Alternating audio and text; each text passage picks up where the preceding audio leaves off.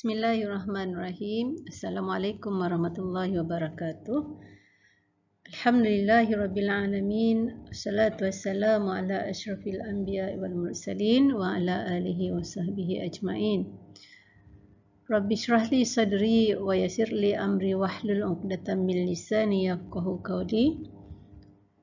Allahumma iftah 'alaina hikmataka wa anshur 'alaina min khazaini rahmatika ya arhamar rahimin. Jadi insyaAllah pada hari ini kita akan masuk pelajaran yang ke-17, bab ibadah ataupun bidang ibadah yang bertajuk di bawah tajuk konsep ibadah dan jenis-jenis hukum. Okey, pertamanya kita tengok apa yang dimaksudkan dengan ibadah. Apa yang dimaksudkan dengan ibadah? Dari segi bahasanya ialah ibadah bermaksud tunduk dan patuh kepada Allah Subhanahu wa Ta'ala. Dan dari segi istilah ialah semua perkataan dan juga perbuatan zahir ataupun batin yang diredai oleh Allah. Itu disebut sebagai ibadah. Apa saja yang kita buat jika kita niatkan perbuatan tersebut kerana Allah, perbuatan zahir dan batin yang baik itu kerana Allah, dan ataupun segala perkataan itu kerana Allah, ianya disebut sebagai ibadah. Okey. Dan ibadah ini terbahagi pada dua. Kita tengok kalau dalam gambar raja kecil kat tepi ni ialah ibadah terbahagi pada dua. Yang pertama disebut sebagai ibadah khusus dan yang kedua disebut sebagai ibadah umum. Kita tengok dulu apa yang dimaksudkan dengan ibadah khusus. Ibadah khusus ialah ibadah yang telah ditetapkan oleh syariat Islam dari segi cara, rukun dan syaratnya serta tidak boleh diubah. Contohnya seperti solat. Solat ni telah ditetapkan oleh Allah Subhanahu Wa Taala yang mengandungi rukun dan tata cara bagaimana untuk menunaikan solat. Begitu juga dengan puasa. Ya, puasa dah dalam syarat dah dimaklumkan apa yang dimaksudkan dengan berpuasa, iaitu menahan diri daripada makan dan minum dan juga perkara-perkara yang membatalkan puasa bermula daripada terbit fajar sehingga terbenam matahari. Perkara tu kita tak boleh ubah, tak boleh ubahlah daripada terbit fajar sampai waktu zuhur saja. Itu tak boleh ubah sebab telah ditetapkan oleh syariat. Begitu juga zakat, ya. Okey, kadar zakat telah ditetapkan oleh Allah kepada kita, berapa jumlah zakat yang perlu kita bayar, dan juga contohnya ibadah haji, ya, telah ditetapkan oleh Allah bila haji perlu dilaksanakan. Okey, apa dia rukun-rukun haji, siapa yang wajib menunaikan haji, bagaimana nak memastikan bahawa haji yang kita lakukan itu adalah haji yang sah, ya. Okey, jadi seterusnya kita pergi kepada ibadah umum. Ibadah umum ialah ibadah yang meliputi segala aspek kehidupan, sama ada yang berkaitan dengan hubungan sesama manusia ataupun dengan makhluk lain dan tidak bertentangan dengan syariat Islam. Contohnya makan, ya, minum, ya. Kita buat macam tu rasa macam bukan ibadah, tetapi itu juga disebut sebagai ibadah, ya. Makan minum kerana apa? Kerana untuk memastikan badan kita sihat, niat kerana Allah. Makan itu kerana Allah, ya.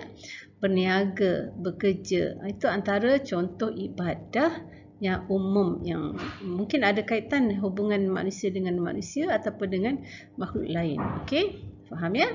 Jadi, saya ulang balik, ibadah terbagi pada dua. Yang pertama disebut sebagai ibadah khusus, yang kedua disebut sebagai ibadah umum. Okey. Seterusnya kita pergi kepada jenis-jenis hukum. Ni jenis-jenis hukum. Okey, ada berapa hukum yang kita tahu, ya? Para pelajar, ustazah sedia maklum, anak-anak pelajar dah tahu dah jenis-jenis hukum, tapi ini sebagai ulangan, ya. Bila dah naik ke sekolah menengah ini, ianya sebagai ulangan bagi mengukuhkan lagi pengetahuan para pelajar. Okey, yang pertama kita tengok hukum yang pertama adalah wajib. Seperti gambar yang tertera kat sini. Gambar apa ni? Gambar orang sedang menunaikan solat. Jadi solat adalah perkara yang wajib. Ya, solat fardu yang Allah telah tetapkan kepada kita, solat 5 kali sehari semalam, ya. Contoh itu. Okey, apa yang dimaksudkan dengan wajib? Jadi kita ingat tak apa yang dimaksudkan dengan wajib? Faham tak apa maksud wajib? Iaitu jika kita melakukan perkara tersebut, kita akan mendapat pahala. Dan jika kita tinggalkan perkara tersebut, kita akan berdosa. Ataupun dalam arti kata lain, mendapat pahala jika dilakukan dan berdosa jika kita tinggalkan. Contoh seperti solat lah. Kalau kita buat perintah Allah tersebut, maka kita dapat pahala. Jika kita tinggalkan solat, maka kita akan dapat dosa. Okay? Banyak lagi perkara lain yang wajib. Contohnya apa? Tadilah contohnya seperti puasa di bulan Ramadan, menunaikan haji, menutup aurat, taat kepada ibu bapa. Itu antara perkara-perkara yang wajib, perintah Allah yang mesti kita lakukan. Okey, jenis hukum yang kedua adalah sunat. Okey, kalau kita lihat pada gambar ini, apa sebenarnya yang gambar ini menunjukkan gambar apa? Okey, ini adalah gambar orang sedang membaca Al-Quran. Okey, apa hukum membaca Al-Quran? Apa hukum membaca Al-Quran? Iaitu sunat. Antara amalan yang sunat yang kita lakukan. Apa maksud sunat? Mendapat pahala jika dilakukan dan tidak berdosa jika ditinggalkan. Jadi lebih baik kita buat. Banyak lagi contoh sepertinya bersedekah, seperti berzikir, seperti memberi senyuman kepada orang, seperti membantu orang lain. Jadi perkara-perkara yang mendatangkan kebaikan, itu adalah perkara yang mendatangkan ataupun perkara yang jika kita lakukan, kita akan dapat pahala, dan jika kita tinggalkan, tiada berdosa. Jadi lebih baiklah kita buat, sebab bila buat kita akan dapat pahala. Maksudnya di sini ialah siapa buat dia dapat. Siapa buat perkara amalan sunat, maka Allah bagi ganjaran pahala. Okey. Okey, jenis hukum yang ketiga adalah haram. Contoh gambar rajah ni adalah berjudi. Okey, apa maksud haram? Mendapat pahala jika ditinggalkan dan berdosa jika dilakukan. Berjudi contohnya perbuatan yang haram, ya. Jadi kalau kita tinggalkan, kita dapat pahala. Kalau kita buat, kita berdosa. Selain daripada itu, apa lagi? Okey, mengumpat, mencuri, merompak, mengambil harta tanpa kebenaran, mengambil harta anak yatim, lagi apa dia? Minum arak, banyak lagi perbuatan-perbuatan haram yang mesti kita tahu bahawa jika kita lakukan, itu adalah perbuatan yang berdosa kalau kita lakukan. Okey. Meninggalkan solat juga adalah haram, jadi jangan tak solat, sebab bila tak solat maka kita akan berdosa, Okey, jenis hukum yang keempat iaitu makruh.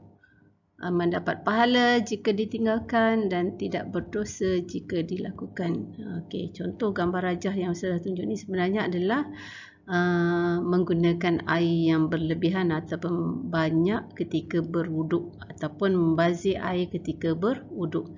Jadi perbuatan tersebut adalah makruh, Jadi lebih baik kita tinggalkan perbuatan tersebut, sebab bila kita tinggalkan, kita akan dapat pahala. Jika tak buat, tak berdosa, tetapi lebih baiklah kita kumpul pahala daripada melakukannya tanpa ada apa-apa. Okey. Okey, dan yang terakhir adalah hukum harus, harus. Apa yang dimaksudkan dengan harus? Ialah tidak berdosa jika dilakukan ataupun ditinggalkan. Contoh saya tunjuk sini adalah seperti kita bersukan. Jadi bersukan antara perbuatan harus, Kita buat pun tak apa, tak buat pun tak apa. Tapi kalau untuk menyihatkan tubuh badan, lebih baik kita buat, sebab itu manfaatnya ada, Okey, makan adalah perkara harus. Mandi, mandi pun asalnya adalah harus. Tapi mandi boleh jadi wajib, mandi boleh jadi sunat, ya. Jadi, tapi hukum asalnya adalah harus. Cuma sekarang ni pelajar kena faham. Apa yang dimaksudkan harus ialah tidak berdosa jika dilakukan ataupun ditinggalkan. Jadi ada berapa jenis hukum? Okey, kita ulang sekali lagi. Jenis hukum ada 5. Yang pertama wajib. Yang kedua haram. Yang ketiga sunat. Yang keempat makruh. Dan yang kelima adalah harus. Ya.